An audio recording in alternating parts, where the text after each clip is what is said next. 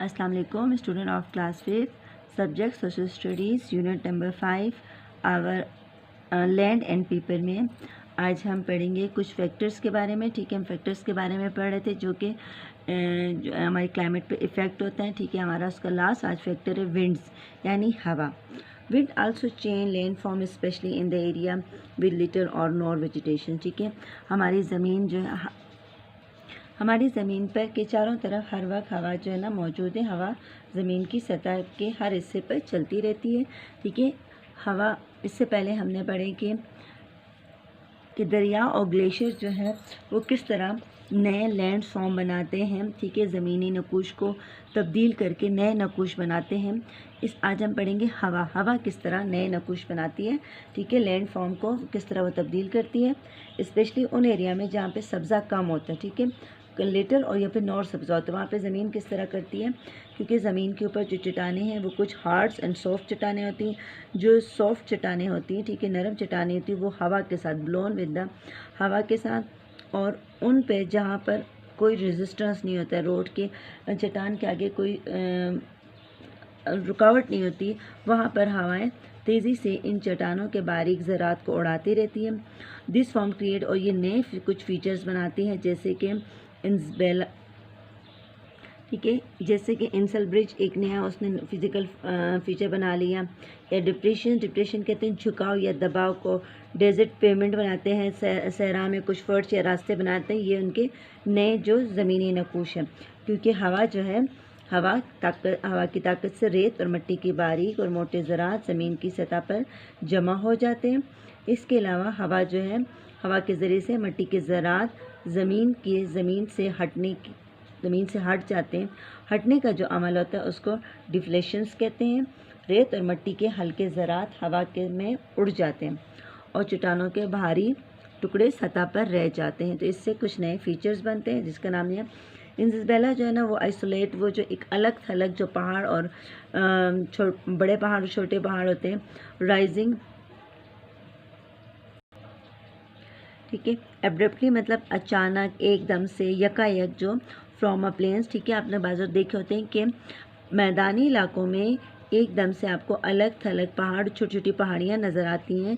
ठीक है, वो क्यों बनती है, वो इसी इंजल ब्रिज की वजह से बनती है, क्योंकि हवा जो है अपने साथ उड़ाई हुई रेत और कंकर पत्थरों की सतह को घसीटते रहते हैं, और ये बहुत तेज़ अमल होता है। इससे ज़रात पहाड़ों और पहाड़ियों से टकराते हैं, चट्टानों को काटते हैं और वो नई शक्ल बनाते हैं। ठीक है, जो कि आपको एकदम से मैदान के ऊपर कोई छोटा मोटा पहाड़ नज़र आता है, वो इस वजह से बनता है।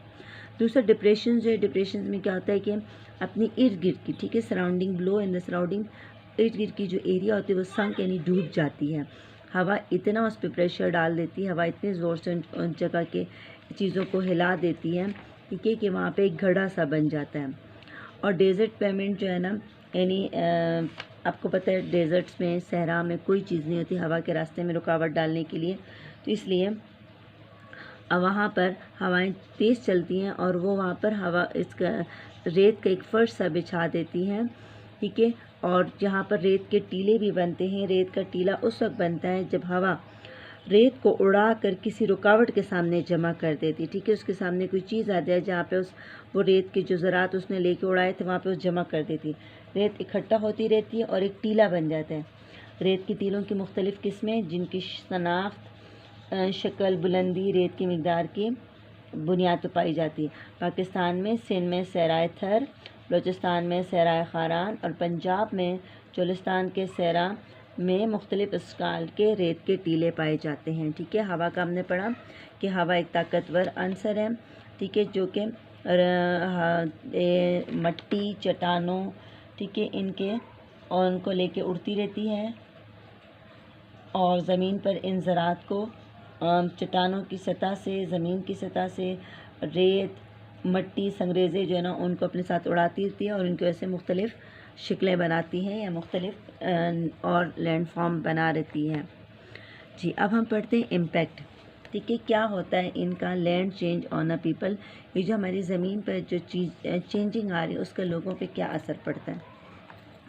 Natural phenomena create different land form. These land change affect people in many میں، ٹھیک ہے، قدرتی جو عمل ہے اس کی وجہ سے مختلف لینڈ فارم بننے، زمینی نقوش بن رہے جو کہ لوگوں پہ اثر ڈالتے ہیں.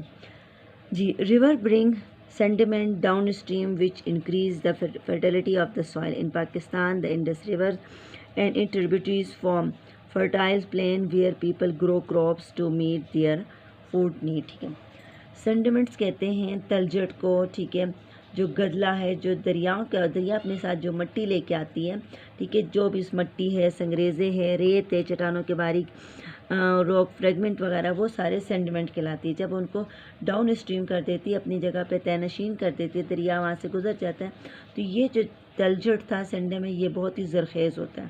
یہ کیا ہوتا ہے؟ یہ زمین کی زرخیزی کو بڑھا دیتا ہے، مٹی کی زرخیزی کو. پاکستان میں دریائے سندھ اور اس کے جو معاون دریا ہے، جہلم، راوی، چناب وغیرہ جو ہیں وہ ان کے جو ہم نے پڑھے دریا سندھ کے میدان، ٹھیک ہے، ویسے ہی فرٹائل پلینس بناتے، اس طرح کے زرخیز میدان بناتے ہیں جہاں پہ لوگ اپنی فصلیں اگا کے اپنی خوراک کی ضرورت پوری کرتے ہیں. Number 2، heavy rain cause floods and landslide. Due to the floods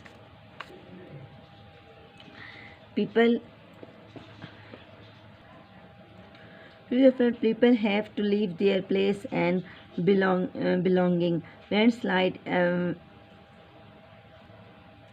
adversely affect کرتے ہیں روڈز وے پر، واٹر سپلائز پر and properties per.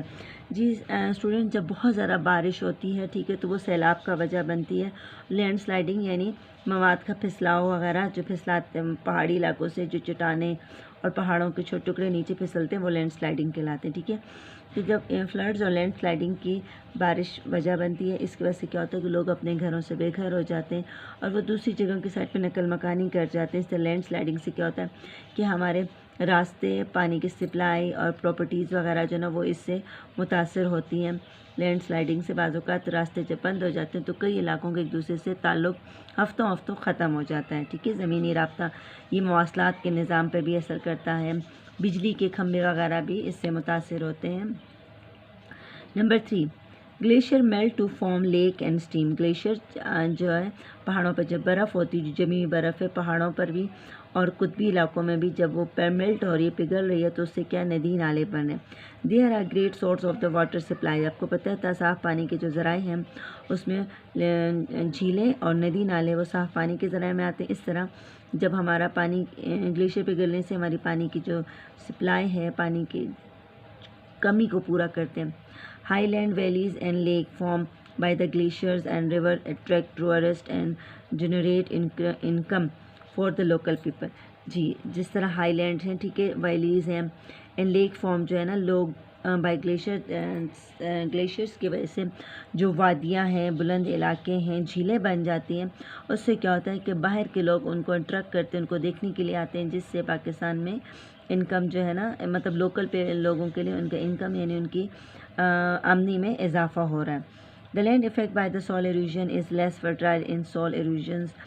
The tough fertile layer of the soil is carried away by the fast moving winds and fast moving water.